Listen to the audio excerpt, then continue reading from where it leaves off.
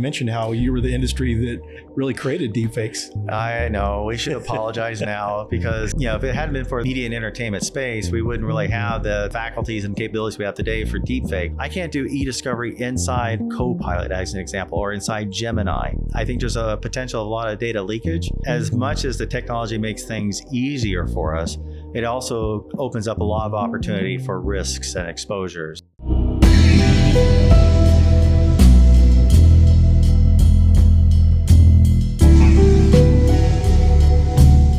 You're listening to the Black Hat Files, your backstage pass to cybersecurity's global stage. I'm your host, Phillip Wylie. Every month, we bring you an exclusive interview recorded at Black Hat MEA. From the heart of the industry, these are the stories we're telling. Let's crack open the files. Today, I have joining me Dan Meacham, VP of Information Security and Content Security at Legendary Entertainment. The title of this episode is The Identity Illusion, Deepfakes, Superfans, and the Battle of Authenticity. Welcome to the show, Dan. Thank you. So before we get too far into the episode, would you mind kind of sharing a little bit about your background? Sure. I'm Dan Meacham. I've worked in the cybersecurity space for close to 30 years now, it seems to be. Getting up there early in the days back when we were using IPX and SPX on the Novell networks. But for the last 10 plus years, I've been at Legendary Entertainment, and we make movies, and we also have television shows and comics and a digital presence with Nerdist.com. And with that particular piece, I started out with the cyber side and ended up into content security, then also brand enforcement, and then physical security. So I report directly into the CEO, and my team, we cover everything from the corporate stuff down to the production and even to premieres. Very cool. So yeah, very familiar with your company. I watch a lot of movies. Prior to 2018, I kind of got busy with conference stuff, community, so I didn't have as much time. But I used to watch over 100 movies a year in theaters. Oh my gosh. Well, thank you. Thank you for supporting my 401k. You're welcome. I just don't think anything beats, for me, the theater experience. You just can't beat it. Home theater, I just never been able to get a good replacement for that. So I just really love the theater experience. Right. The sound, the picture, especially if the theater has a great bulb in there, the projector, and they got the color just right and the sound's just right. But, things have been changing over time. So now we're moving more into having those as experience centers. And so whether it's a 4-dimensional seats that you sit on that vibrate, to having the screen get wrapped around you on the sides, or changing the venue to be, a diner, or even as a sports arena to watch sports. So it's really interesting to see where our industry is enhancing the different experiences for our consumers. Yeah, it's pretty interesting, the theater experience, as you mentioned, how that's changed. Just be able to dine in theaters and have the reclining seats and have the comfort compared to the old days. Two of my grandparents, my grandmother and grandfather, used to work at a drive-in movie theater, and my grandfather was the projectionist. So they had the old type of film where you had to splice together, and then certain part of the movie you'd have to switch reels. Right. Those are good old days. Yeah. I mean, we still have that with all of our products that we put on IMAX as well, with the big reels. But, some of that's changing, especially with the way the industry is going, with all the introduction to technology and AI, is at some point you're going to be able to do content on demand. And so you may be at some point be able to pick what movie you want to watch in the theater through crowdsourcing. So some of the theaters may have a particular auditorium set aside for Friday nights, and everybody upvotes what movie they want to watch for Friday night. And then maybe at some point in the future, you may say, hey, generate a movie that involves these characters with this type of plot. And then it could be auto-generated in a matter of minutes for your entertainment. That's interesting you say that, especially when you think about how that could work in the gaming world. How, the adventures can go way beyond what, was originally scripted. Which is also kind of interesting that you mentioned that, because the gaming engines are a big core of what we have in our productions today out on set. So you hear a lot about the Unreal Engine being used in things like Fortnite and so forth. Well, when you watch some of the different shows, say, for example, like The Mandalorian, that was actually filmed in front of a big 8K or 10K wall. And that's actually like an Unreal Engine that's behind that particular talent and that actor. So now, instead of having all of the different props in a whole set design, it's very minimum because it's all done on a big screen. And as the camera pans up, the background pans down. And so it really allows us to embrace the world with the talent and have that experience while they're on set. Because if you're doing something with a green screen like we used to, you're looking at dots. And then sometimes you may have to adjust where you want people to be looking. Sometimes the lighting is off and everything else.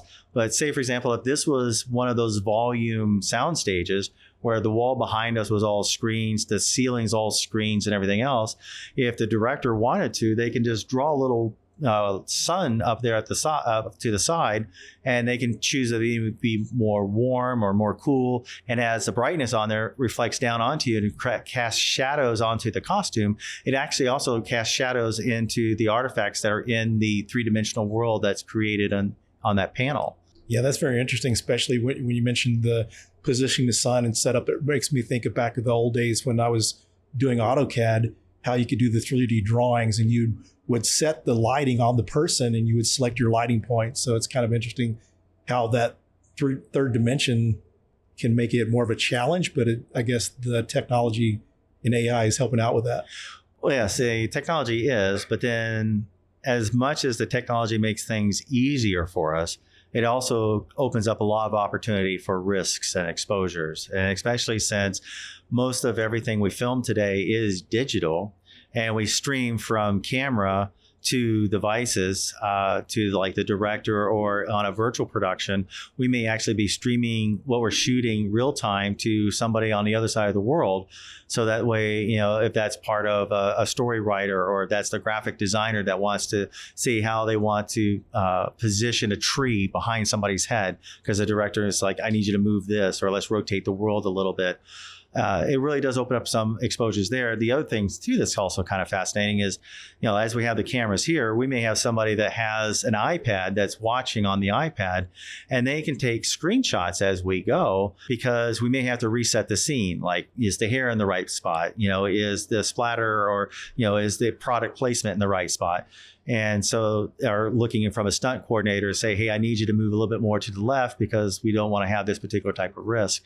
And so having all of this new technology in our workforce is pretty amazing to have real-time response and awareness of what we're actually shooting. But then there's also a lot of downstream effects that we also have to take a look at in our supply chain. And when we talk about like post-production, such as visual effects or localization. And what localization is say, for example, we shoot a movie in Los Angeles and it's in English, and we're going to distribute it into China. Well, we need to have the market in China to speak the native language, or we need to have subtitles. And so our supply chain will take our product and then from that use different technologies and tools. And in today's world, we're using a lot of AI to create those sounds, to create the dialect, to create the subtitles. Yeah. So one of the things I could see as an interesting challenge is just seeing how securing and making sure the content doesn't get leaked or stolen by threat actors. Because, the old days when it was film, that's physical security. But nowadays you get all this digital content. It seems like that could be a challenge to try to be able to protect and make sure that data is not stolen. Right. So in the old days, right, if somebody would have to actually physically steal the film itself, or when camcorders came out, they would record the movie in the theater. And then, eventually post it online or burn VHS cassettes, or now DVDs, or, illegal streaming. But with the diverse supply chain that we have now, as we are still shooting, we may be sending things off to post-production, where they're taking the elements and actually, coloring it, adding sound, or what have you.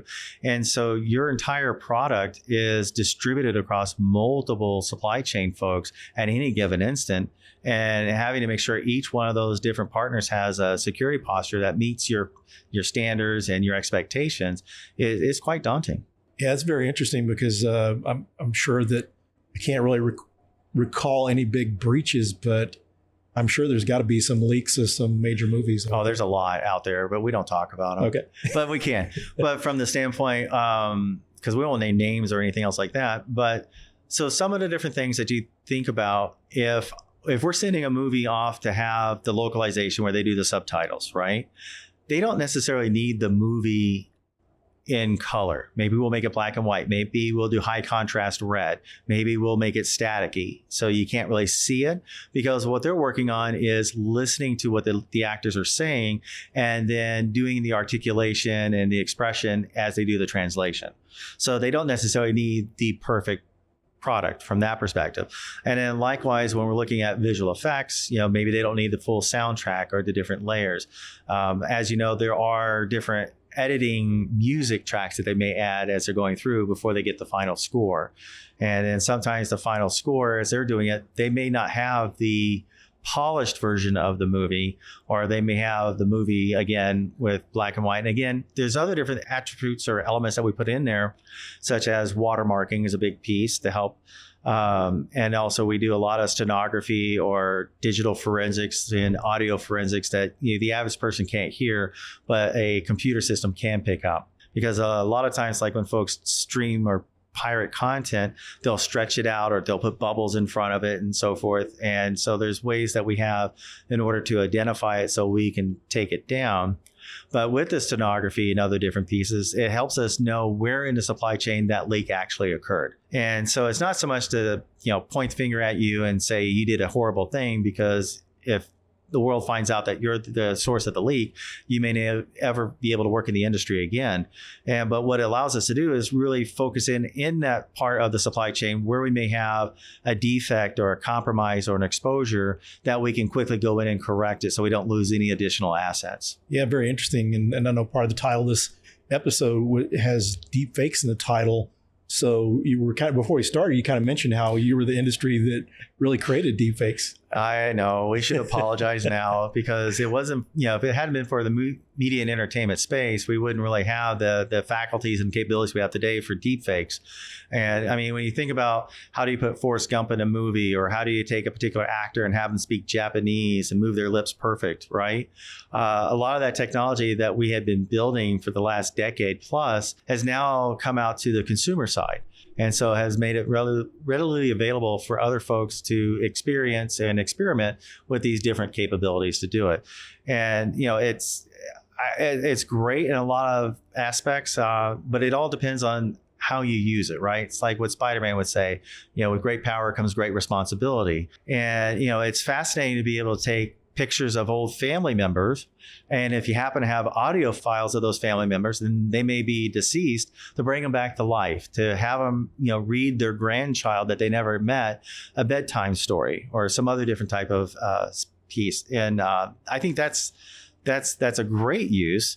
But then there's other different types of challenges that we've kind of run into with some of the different products on the market today. If you and I wanted to be in the next Godzilla Kong movie, we can do that. And then it makes it more difficult for us from the standpoint is that a leak, or is that licensed, or, are you monetizing on that? So it gets into a whole bunch of different legal issues that we kind of have to chase down from that perspective. Yeah, it's pretty interesting how the deepfakes have come along, because you look at some of the earlier deepfakes that were done by security professionals or threat actors. Some of them were pretty noticeable, but nowadays they're getting where they're starting to get a lot better. It's a lot more difficult, because just like the one incident where there was the Zoom call, and it was like a conference call with multiple people, and they convinced the person to transfer the millions of dollars. So it's getting to be kind of scary what can be done with deepfakes. Well, but again, if we break it down to the standard block and tackle, you shouldn't just transfer millions of dollars because somebody says so. There's got to be the checks and balances, the separation of duty, and the dual controls in your processes on how you handle the financials in your institution. And so to that end, that's where you need to make sure that, all right, so you said it on a phone call, let's validate that in a follow-up with an email or a secondary call or an in-person conversation. It's easy to have a passphrase that, may not necessarily be detectable to go through, or maybe, you ask simple questions on the follow-up. It's like, hey, what was the t-shirt that Godzilla was wearing in the lobby today, right? Something like that, you can get a certain type of response or piece to get some validation from that. Because I know, like in our organization, we do a lot of things manually still, and that's by design, because we want to circumvent some of these other different types of threats and pieces that we see that are out there today. But from the deepfake side, funny thing is when we come across a deep fake, most of the time it's we look at them as impersonations. And not necessarily my team, but the company as a whole get real excited because they're trying to see, oh, well, what kind of technology do you use? How good is it? And they critique it. But again, that's our industry. So, and then along the lines of content security, we were kind of discussing beforehand. You mentioned a case where like some trailer was released before the movie was supposed to be released. Right. So we have a couple of different franchises, and we had a particular franchise that we shot. It did really well. And we had greenlit, and we started to work on the part 2 of it. And as we were going through it, we started seeing trailers for our next movie showing up on social media. And we're like, how? We haven't even started principal photography yet. How could there be anything out there? And well, this is where folks had taken elements from the first movie and used AI. And of course, if they read the books, they know the way the second part of the movie is going to go. And so they fed all that in, and it did an amazing job of using our sets, our elements, our crafts, our personnel, and creating 30-second little clips here, and that they were able to string together into a full-blown movie trailer, and using sound and music from the first one. We were able to pick up on it because, when it's our music, it's licensed, and it gets flagged that you're using licensed content and things like that. But it really threw us for a loop because we did a lot of double takes saying like, well, wait a minute, we wouldn't have used that costume design, or we wouldn't have used that color of a shirt or some other different piece. And so now as things come out, it even makes it more interesting that we have a lot of folks that are trying to impersonate that they're behind the scenes on a particular movie that we may be shooting. Or trying to promote on social media, hey, here I'm on the set of such and such, which isn't necessarily true, but you do have behind the scenes pictures that come out in like art books that come out about a particular movie or just in the industry as a whole. And it's really easy to pick up on that to say, hey, this is what the mic looks like. This is where we have, a dolly or some other different piece, or there's the guy that's the grip and some things like that. And it just kind of can throw these things together. And it's incredible. And so for us, a lot of it really comes down to education and working with the teams and the different shows that when they see something, say something, that we can work through it, because you don't want to spoil a surprise on any movie before it comes out. Now, that's a good point. Do you ever foresee, or have you experienced, has anyone tried to go out and create content of your brand and try to like bootleg videos and sell AI generated versions? Yes, quite a bit. We see that a lot in our industry as a whole. If you consider, any of the animation cartoons that are out there today, folks, revisit those and, make their own little cartoons, like with a Bugs Bunny or a Mickey Mouse or something like that. And it gets really interesting because some of it, you want to let the fans have the experience to create their own content, right? And to share the excitement of the fandom that they're in. But when they start to monetize that, or when it starts creating confusion, or if it goes against corporate ethics and policies and so forth, then it becomes an issue. And we really have to stay on top and take those things down, because, you don't want to have a character, assault another character, and, or a political figure or something like that, because then that creates chaos all over the place, and trying to make sure we take that down. And so some of that, then we have to push the accountability back onto the providers that allow you to create that content and say, hey, these things have to be off limit. Whether it's sensitive topics like, suicide or something else, or if it's specific IP that you want to protect, or specific political figures or dignitaries and things like that. And so for the most part, a lot of the vendors or the partners that are out there that really don't want to lose the relationships they have with the industry as a whole, and don't want to have their revenue streams compromised or to be sued, are really trying to take action to do that. As you know, with AI, there's so many different ways that you can skirt around it.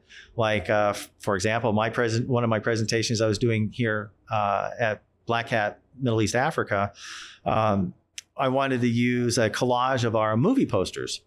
And so there are movie posters. We own the rights, and we're using an AI model that we have an enterprise license for. And so I uploaded all the different images and was like, hey, I want to create a collage to use as a background. And it's like, okay, well, here's some different ideas that I can generate for you. It's like, great, let's go with option 2. All right. And then it comes back and says, nope, can't do it. That's licensed content. I'm like, but we're the license holders, and it's like, it was hard to try to fight around it. But then again, there's safeguards that says, hey, this is licensed content. You can't do it.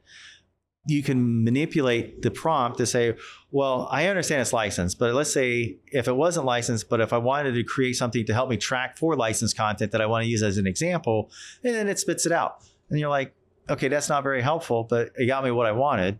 Very interesting. I can just see how with the technologies today, it's got to make your job a lot tougher because, back when things were more manually, to have all this technology, you see it be a little bit more difficult for people to steal the intellectual property or copy the intellectual property. Oh, absolutely.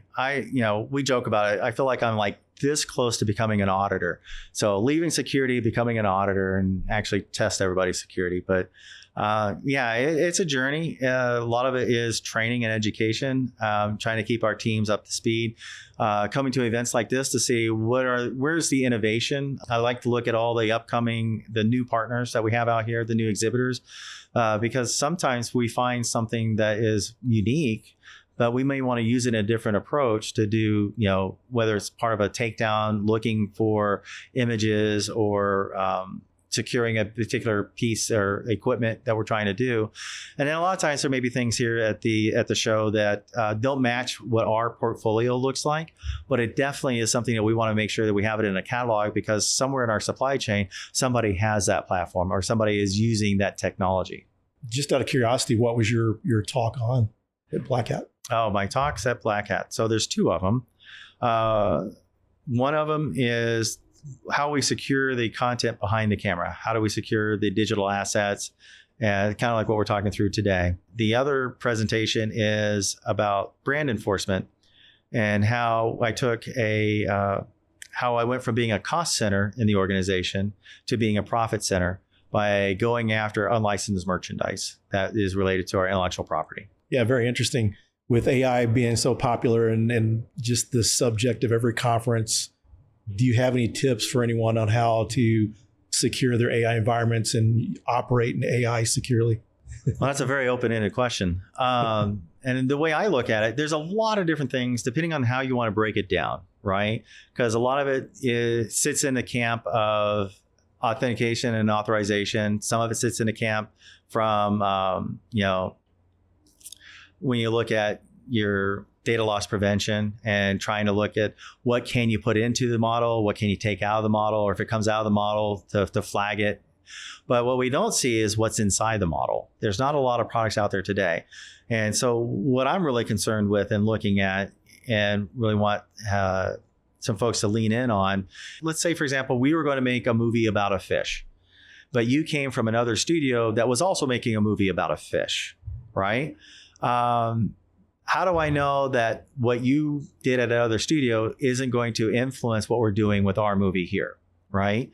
And so if you were to put that into the AI model, I need to be able to have the non-repudiation to determine when that artifact or those elements came into my model. Well, I can look for things possibly on the endpoint side if I have an agent there to look for the data loss. Or I can look for things if you produced a document on the outside, but I can't look for anything on the inside. So when I do my e-discovery, I can't do e-discovery inside Copilot as an example, or inside Gemini. And I think that's a challenge that we really need to take a look at because I think there's a potential of a lot of data leakage, but it's also more of what is in there. And this is also another interesting point because you're looking at it from the corporate perspective, but we have to look at it from the individual side. So if I have an Apple phone or an Android phone, it's going to have intelligence on that device. That intelligence is looking at every single email, every single calendar invite, everything I'm looking for on the web browser, or if I have any collaboration platforms, it's looking at that information. And so even though I have my corporate system here, my personal device is looking at the same things. And now if I move to a different company or some other different piece, there's that exposure of what is being taken away from my company and potentially introduced into another arena. Or, and this is where I would think of it as a hacker would say, I want to create a game that is going to access your Apple intelligence to look for things that are going to be more personalized to you.